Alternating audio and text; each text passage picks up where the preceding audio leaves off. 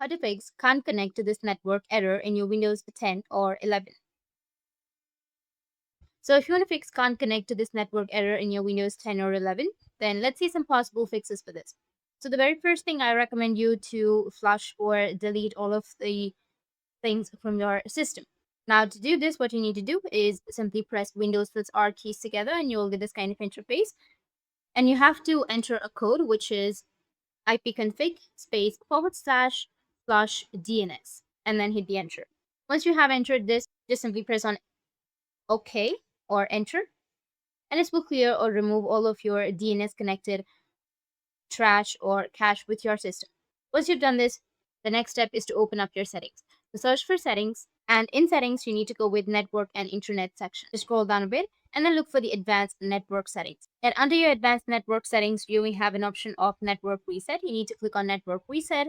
And after resetting your network, you need to restart your device. And after restarting, your problem will be fixed.